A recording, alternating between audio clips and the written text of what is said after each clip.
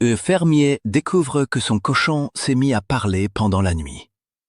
L'animal, confortablement vautré dans la paille, déclare « Gérald, il faut qu'on parle de mes conditions de travail. La boue est mal drainée, la nourriture manque de variété, et j'estime que ma carrière stagne. » Le fermier, abasourdi, répond « Tu es un cochon. Ta carrière, c'est de devenir du bacon. » Le cochon secoue la tête. Vision étriquée. Je veux une formation en coaching. Je sens que je peux aider les autres animaux à réaliser leur potentiel. Le fermier, amusé, accepte. Le cochon organise des séminaires dans la grange. Canard, cessez de migrer en ligne. Migrez en cercle. C'est plus inspirant. Vache, méditez sur la rumination. C'est une forme de pleine conscience. Incroyablement, la productivité de la ferme augmente. Les poules pondent des œufs avec des messages positifs gravés sur la coquille. Un jour, le fermier, en plein doute existentiel, va voir le cochon. « Cochon, je perds goût à la terre, que faire ?» Le cochon sort un petit tableau blanc et dessine un chemin. « Gérald, tu dois diversifier. Plante des truffes, lance-toi dans l'agrotourisme. Et surtout, arrête de m'appeler cochon. Mon nom de scène est Épicure. » Le fermier suit les conseils et devient riche. Le cochon, lui, rédige un best-seller. Du groin au succès, l'art de se vautrer avec élégance. La morale selon le cochon. Le lard n'est pas une fin en soi, c'est un début. Un homme doté d'une mémoire photographique exceptionnelle oublie l'anniversaire de sa femme. Le soir, il rentre avec un bouquet de fleurs acheté à la hâte.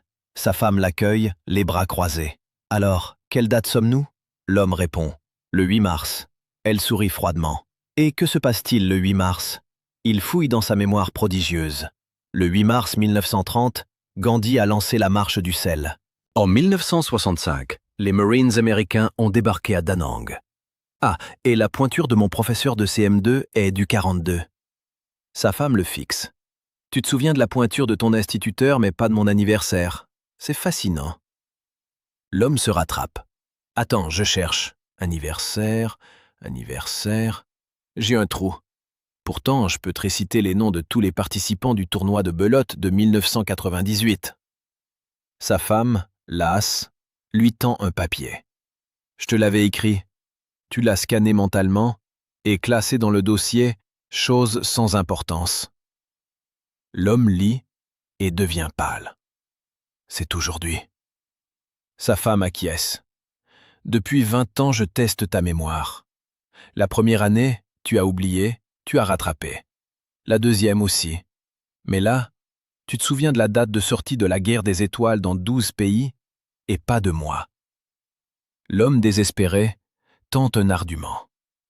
Ma chérie, ton amour est une constante universelle. Il n'a pas besoin de date. Sa femme répond, c'est beau, mais ton canapé a une date de réservation, c'est ce soir. Il dormira dans le salon, en récitant les décimales de pi pour se consoler. Un ventriloque et sa marionnette, Gustave, se produisent dans un cabaret. Chaque soir, Gustave lance des vannes au public.